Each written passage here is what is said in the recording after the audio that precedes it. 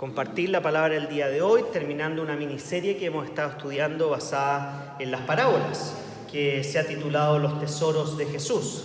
Y solo a modo de resumen, las parábolas buscan reforzar verdades del reino de Dios para que podamos aplicarlo a nuestras vidas, para que podamos transformar nuestras vidas en base a esas verdades. Las parábolas son historias basadas en imágenes creadas de la cotidianidad, para poder cambiar alguna visión errónea del mundo por las verdades del reino, y esto con tal impacto y poder transformador que lograba remover el piso para no tener otra opción que movilizarnos hacia un cambio profundo, y Jesús las usaba muy comúnmente.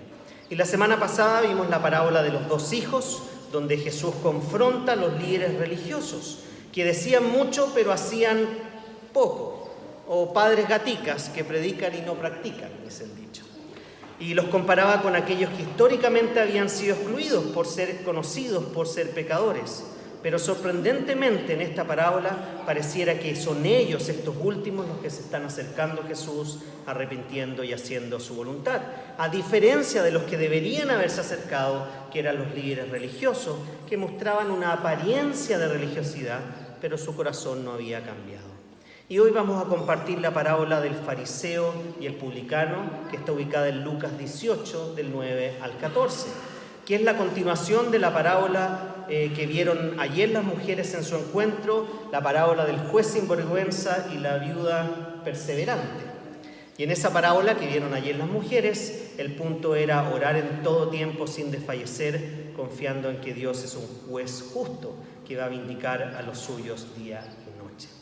Pero la parábola de hoy vamos a ver nuevamente una comparación entre dos personas o dos personas que representan a diferentes grupos, como son el caso de un líder religioso y un cobrador de impuestos, en el contexto del templo, en el cual Lucas nos dice explícitamente en el versículo 9 que está dirigida a algunos que confiando en sí mismos se creían justos y que despreciaban a los demás. O dicho en otras palabras, Jesús dirigió esta parábola a personas que se ponían en un pedestal moral por sobre los demás debido a su conocimiento religioso, y en este caso eso los llevaba a mirar en menos a otras personas que no estaban a su altura. Por lo tanto, la pregunta que quiero que tengan en mente durante la reflexión que vamos a hacer ahora de esta parábola es la siguiente: ¿me estoy poniendo en un pedestal moral superior que me lleve a mirar en menos a los demás? ¿Me estoy poniendo en un pedestal moral superior que me lleve a mirar en menos a los demás? Vamos a orar para que el Señor sea hablando a nuestras vidas. Señor, te damos gracias porque tú eres claro. Tu palabra es clara de quién tú eres, quiénes somos nosotros, y es clara en cada vez que hacemos cosas que no son parte de tu voluntad. Señor, ayúdanos hoy día a poder empatizar y identificarnos con esta parábola al punto de transformar nuestra vida en base a las verdades y principios que tú querías transmitir con este mensaje en ese tiempo y que es tan vigente para el día de hoy. Señor, ayúdanos realmente en esta área de lo que significa muchas veces caer en poder ponernos en un pedestal moral superior, mirando en menos a los demás, en vez de reconocer quiénes somos y cuánto te necesitamos día a día. Lo pido, Señor, en el nombre de Jesús. Amén. Entonces les voy a pedir que aquellos que tengan Biblias y los que no tienen, allá atrás está lleno de Biblias que puedan ocupar, que busquen el pasaje Lucas 18 del 9 al 14 para que me vayan siguiendo en lo que vamos a ir viendo. Y me gustaría que en la medida que vamos pensando en esta parábola, podamos ver con qué personaje nos sentimos más reflejados en este mensaje. ¿Con qué personaje nos sentimos más reflejados o identificados en este pasaje? ¿Con aquel que se pone en un pedestal moral mirando a los demás en menos? ¿O con aquel que reconoce su debilidad moral y se entrega a la misericordia de Dios? Y la verdad es que independiente de con qué personaje nos identifiquemos, es muy fácil caer en juzgar al fariseo o líder religioso de esta historia y tratar de tomar distancia con alguien que se presenta como tan despreciable en esta parábola. Pero si hacemos eso, nos volvemos inmediatamente en alguien que se pone en un pedestal moral sobre el otro y menosprecia, en este caso, al fariseo. Y si somos sinceros, creo que todos nosotros, de alguna u otra manera, en alguna circunstancia de nuestra vida, hemos actuado como este líder religioso, creyéndonos justos y confiando en nuestra propia rectitud. O puesto de otra manera, nos hemos creído el cuento que somos mejores que los demás en algún área de nuestra vida, lo que nos podría haber llevado a mirar en menos a los otros, incluso a Dios mismo. Todos nosotros hemos tenido actitudes egoístas y orgullosas, dejando a Dios en un segundo plano, tanto en los tiempos buenos como en los tiempos malos. Y además todos los que estamos acá, creo que de alguna manera, en algún momento de nuestras vidas, hemos despreciado o quizás mirado en menos a alguien. Aunque quizás no lo hemos dicho en voz alta y por lo tanto nadie se dio cuenta, pero en nuestros pensamientos y en lo profundo de nuestro corazón sabemos que lo hemos hecho, poniendo al otro en un lugar menor a uno, ya sea por su nivel social, estatus laboral, conocimiento bíblico, educación, apariencia, etc. Y eso es lo que se le ha criticado mucho a las nuevas generaciones, por ejemplo, en la política, las cuales han menospreciado a sus antecesores por su manera de actuar, pero al parecer han caído en lo mismo, debiendo bajarse del pedestal moral superior en el que muchas veces se han puesto. Y todos los que somos jóvenes hemos caído en eso en algún minuto.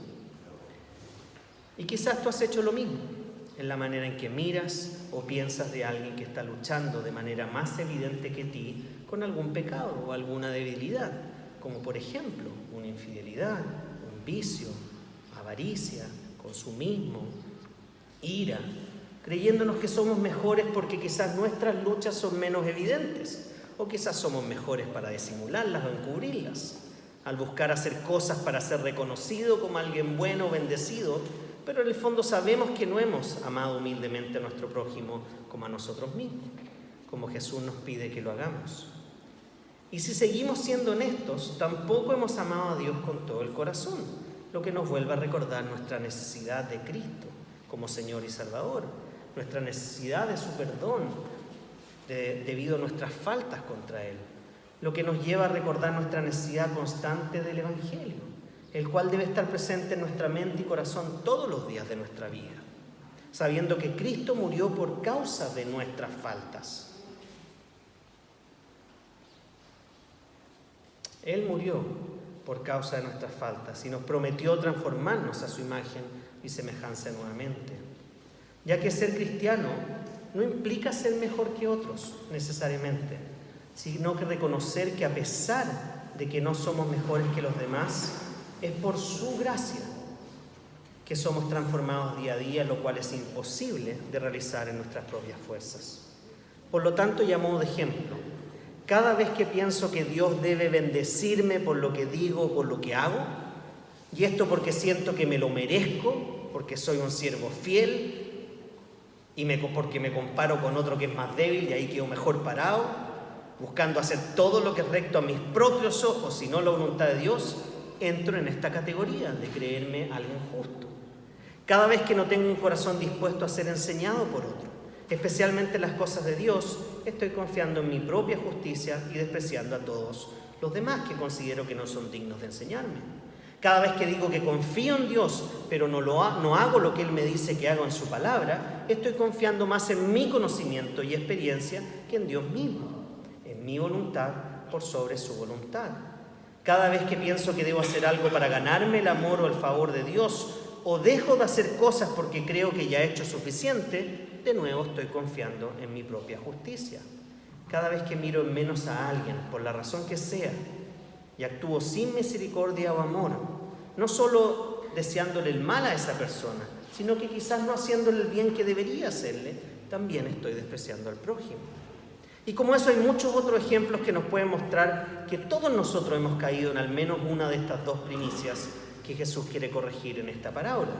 Aquellos que confiaban en sí mismos como justos, es decir, que creen que por lo que hacen o quienes son merecen recibir la justicia de Dios o ser aceptados por Dios, ya que se han autocolocado en un pedestal moral mayor que los demás. O la segunda categoría, aquellos que menosprecian a los otros, es decir, se creen superiores o mayores a los demás por lo que hacen, dicen o saben, lo cual implica finalmente mirar no solo al prójimo en menos, sino que también despreciar a Dios, quien ya no se considera como alguien superior, sino como un igual o un par que es fácil de desechar. Por lo tanto, debemos preguntarnos, ¿estoy reflejando alguna de estas dos actitudes en mi vida? ¿Estoy reflejando alguna de estas dos actitudes en mi vida?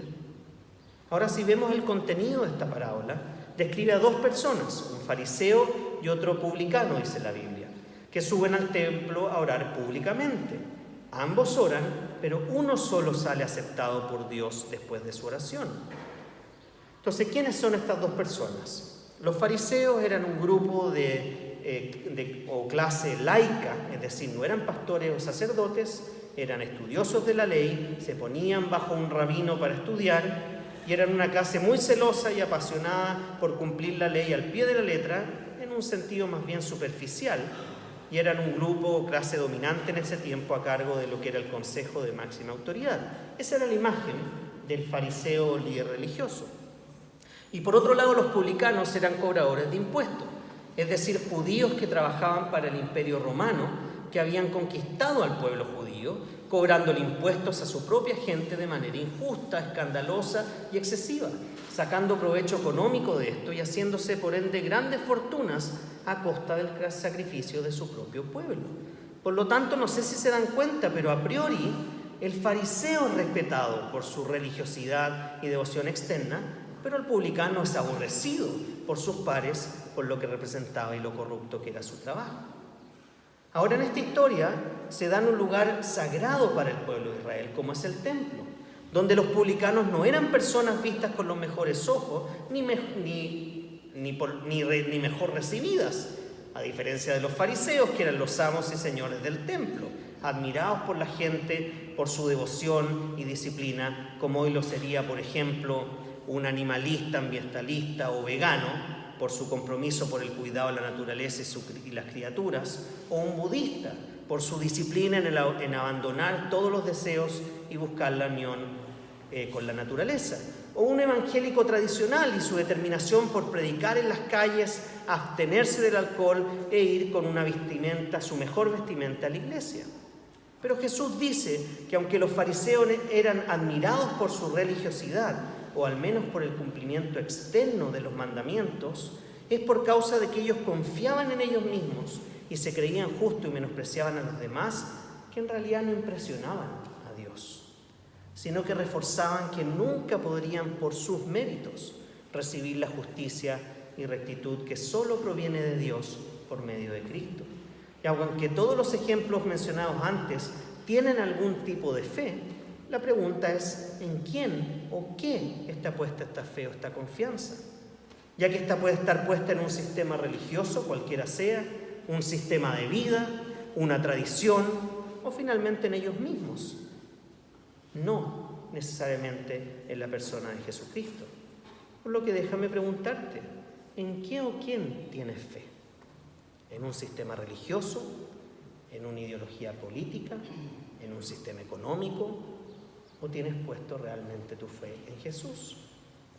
En contraste tenemos a este publicano, este cobrador de impuestos, menospreciado y pecador, que reconoce su condición de apartado de Dios, que no confía en su propia justicia, sino que en la misericordia de Dios, y por ende no menosprecia a los demás, porque sabe de dónde Dios lo ha sacado y lo que el Señor debe hacer por él y los demás, ya que a los ojos de Dios todos los pecadores, todos, quedamos cortos para alcanzar la salvación por medio de nosotros mismos. Pero por su gracia y de forma gratuita podemos recibir por fe la justicia, lo cual tuvo un alto costo para Dios, me refiero a la muerte de Jesús, pero ese acto salvífico, dice la Biblia, nos permite ser declarados justos o rectos, no por nuestras obras, sino que al confiar en la obra perfecta de Dios. Ahora imagínense lo fuerte de este contraste, donde el publicano podría actualmente ser un político que recibió coimas para votar a favor de ciertos proyectos que irían en desmedro de la población, o que recibió ayuda de forma ilícita, o un dealer que tuvo grandes ganancias a costa de niños y adictos y familias enteras destruidas por la droga. O un empresario que no solo trataba mal a sus empleados, sino que los tenía en condiciones insalubres y con salarios indignos. O quizás un tesorero de una iglesia o club social que se hizo rico tomando dineros que no le correspondían para su uso personal y no para los fines que fueron recaudados. Por lo que pueden imaginarse lo despreciado que eran los publicanos en ese tiempo y cómo mucha gente se siente al llegar por primera vez a una iglesia. Pero es importante recalcar que no importa lo que hayas hecho en el pasado, sino tu actitud en el presente, ya que aquellos que se arrepienten realmente de corazón por haber negado y desobedecido a Dios y confían en lo que Cristo hizo, están dispuestos a reparar lo que han hecho y vivir una vida llena de frutos de arrepentimiento. Ellos, nos dice esta parábola, serán declarados justos a pesar de quienes eran, a pesar de lo que han hecho. Porque por fe la Biblia nos dice que cuando estamos en Cristo somos nuevas criaturas y ya no vivimos nosotros, sino que Cristo en ellos. Lo que no quita que debamos vivir las consecuencias legales y morales de nuestros errores del pasado, confiando en que esta nueva condición de cristiano no necesariamente va a cambiar inmediatamente las circunstancias o secuelas del pasado, pero sí nos da un nuevo corazón, con el poder del Espíritu Santo para poder vivir con esperanza y arrepentido en medio de todo esto, sabiendo que podré alcanzar la vida eterna no por lo que yo he hecho, sino que por lo que Jesús hizo por mí, y vivir una vida en paz a la luz de esta esperanza. Ahora es interesante, pero obviamente surge la pregunta, ¿por qué Jesús le dice que el publicano fue aceptado y no el líder religioso? Y para eso debemos comparar sus oraciones y las actitudes para entender por qué el publicano de mala reputación salió justificado del templo, a diferencia del fariseo, que supuestamente era quien tenía buena reputación, pero nos dice que él no bajó bendecido. Porque la pregunta que surge entonces es, si el fariseo con todo lo que hace no se salva, ¿quién podrá salvarse? Y la pregunta que cae de cajón entonces al escuchar a Jesús en esta parábola es, ¿qué tengo que hacer entonces yo? Ahora el tema no está primeramente en lo que haces, aunque es importante, y no está en un modelo de orar, sino que en la motivación detrás de lo que haces. El problema no está necesariamente en lo que dices en esta parábola, sino que el corazón de donde fluyen esas palabras. Entonces primero vamos a profundizar en la actitud del fariseo. Vean el versículo 11, dice que la actitud es que están puestos en pie. Él oraba para sí de cierta manera, y era costumbre que los líderes religiosos se pararan así, porque sentían que cumplían con los méritos suficientes para estar ahí. Se habían ganado el derecho de estar cerca de Dios. Y es muy interesante la pregunta, ¿a quién le está orando realmente? Porque no pide nada, no agradece, sino más bien habla de quién es y lo que ha hecho. La palabra yo es mencionada más veces que la palabra Dios, y su oración está centrada en cuán bueno es comparativamente hablando y no en la bondad de Dios. De hecho, si no mencionara la palabra Dios en su oración no habría ninguna diferencia, porque está orando a sí mismo y no a Dios. Ahora, si reflexionamos acerca de nuestra manera de orar, ¿en quién están centradas nuestras oraciones? ¿En Dios o en nosotros mismos? ¿Has pensado cuando oras a quién le estás orando? Fíjense el versículo 11, dice: te doy gracias porque no soy como los demás hombres, estafadores, injustos, adúlteros, ni aún como este recaudador de impuestos. Y si nos fijamos bien en su corazón y la actitud que refleja, la Biblia nos dice que los fariseos eran efectivamente como el resto de las personas que ellos despreciaban, ya que Jesús los acusa de ciegos guiando a ciegos, de inconsecuentes y hipócritas porque dicen y no hacen, les llama víboras, este es Jesús hablando de los líderes religiosos, amantes del dinero. Entonces Jesús los consideraba que eran injustos, eran estafadores y eran infieles, lo que era totalmente diferente a la percepción que ellos mismos tenían sobre sí, creyendo que eran justos porque acumulaban la suficiente cantidad de obras, méritos y porque hacían más de lo que la ley les exigía, pero no se daban cuenta que era por las motivaciones incorrectas. Ellos habían subido la vara moral para sentir que estaban cumpliendo, pero en verdad no lo estaban haciendo. En el versículo 12 nos dice que ayunaban 2 veces para la semana, cuando la ley solo demandaba que fuera una vez al año en el día del perdón. Daban el diezmo de todo lo que recibían, cuando el Antiguo Testamento solo indicaba el diezmo para cosas específicas, donde el sentido era la generosidad. Pero en el fondo Jesús les quiere decir, todas las obras hechas por mala motivación no sirven. Son obras muertas, que no se centran en Dios, sino en ellos mismos, llevándolos a perder el foco de lo que la Biblia realmente enseña y el sentido de los mandamientos. Por lo tanto, el fariseo piensa que él es una bendición para Dios y que de hecho el trabajo de Dios avanza solo porque él lo está haciendo. Casi que Dios debería estar agradecido de tenerlos a ellos y no al revés. Ese es el tipo de oración que está describiendo Jesús de estos líderes religiosos. Entonces su oración sería algo así como: gracias Dios porque soy maravilloso y increíble. Ahora, lamentablemente, hasta el día de hoy hay muchas personas religiosas que siguen comportándose como los fariseos. Y probablemente muchos de nosotros hemos tenido actitudes de este tipo en algún momento de nuestras vidas. Por lo que déjame preguntarte nuevamente, ¿te estás poniendo en un pedestal moral superior que te lleve a mirar en menos a los demás? Por el contrario, el publicano o cobrador de impuestos en el versículo 13, se fija en la actitud que tiene. Dice que está lejos y no alzaba sus ojos. Se sentía sucio, indigno y reconocía con humildad su condición. Y le daba reverencia que corresponde a Dios, sin confiar en sus propios méritos. Es diferente decir puedo entrar confiadamente por los méritos del Padre a través de Cristo, a que entrar patuamente con mis propios méritos, que es lo que pareciera que estaba haciendo el fariseo.